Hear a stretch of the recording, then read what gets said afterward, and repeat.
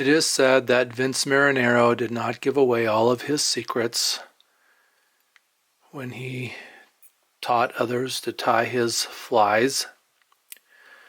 This is a Sulphur Dun using the recipe in The Founding Flies by Mike Valla. I am tying it on a number 14 dry fly hook with tan thread. I have some Dun Hackle barbs for the tail. The tail is supposed to fan, and it looks like I've got sort of a fan there.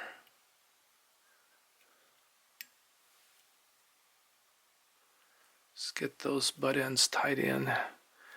And that's really the abdomen of this fly. It's all it is the thread. The other option for the thread would be a dark yellow, which I don't have. So I'm going with the alternative tan. Marinaro was a big proponent of cut wings. So I have a couple of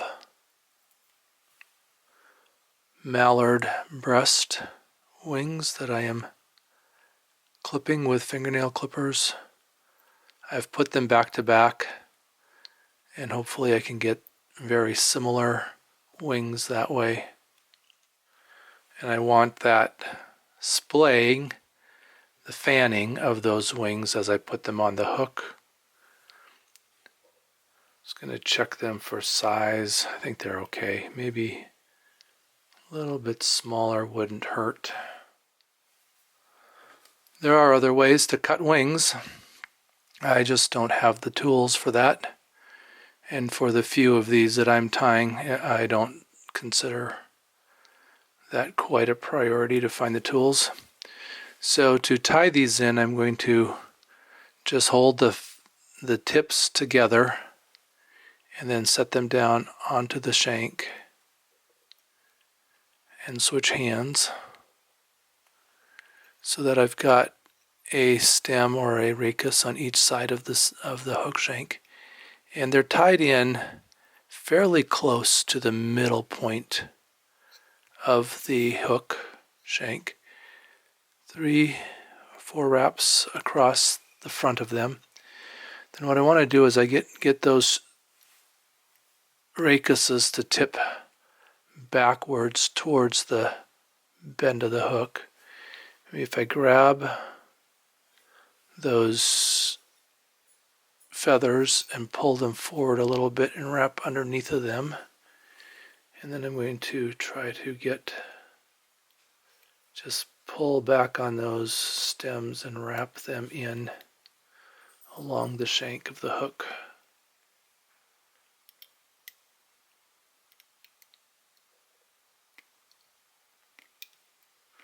Again, the abdomen is made just by the thread. There isn't any extra dubbing or anything on the abdomen. One of the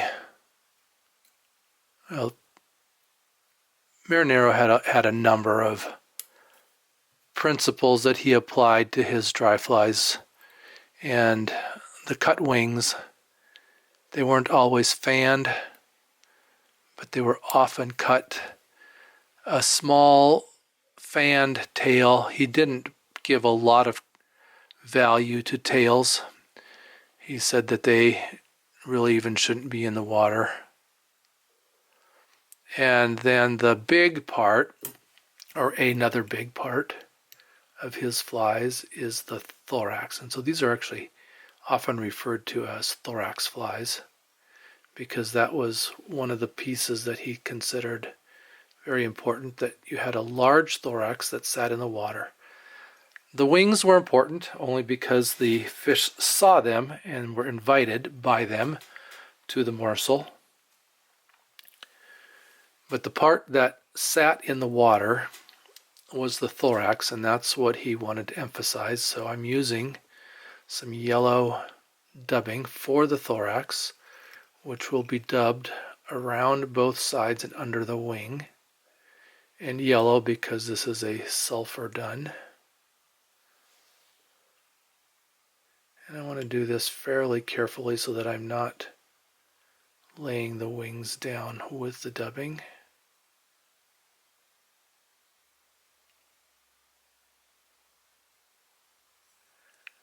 And I might put just a little bit more on, and then I will also add a little bit of dubbing after I tie the hackle in up at the head.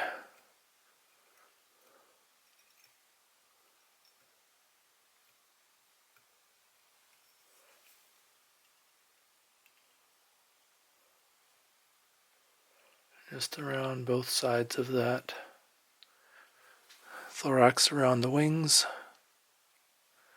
The wings to lay down properly, fan out properly. The hackle on this fly is badger.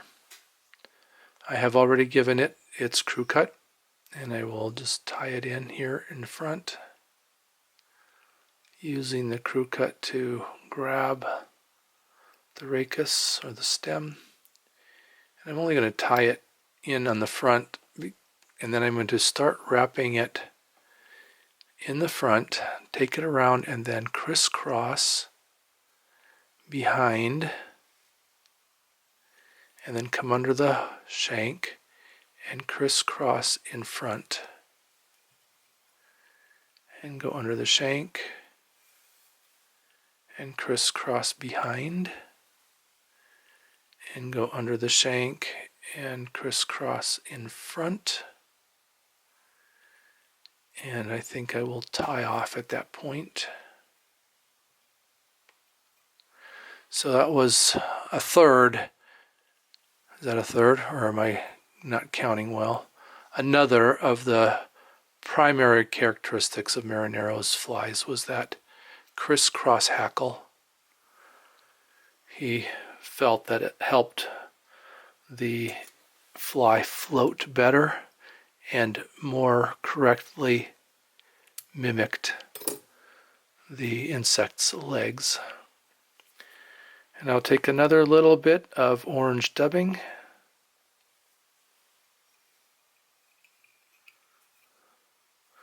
Just a little bit, a little more than coloring, changing the color of my thread. And I will wrap up in front of that hackle for the head.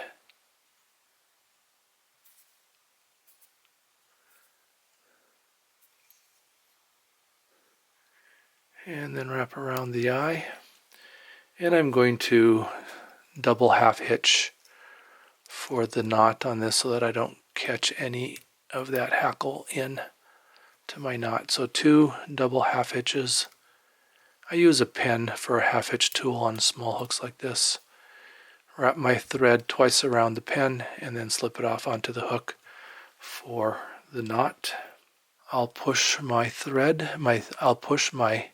scissors against my thread to cut it out.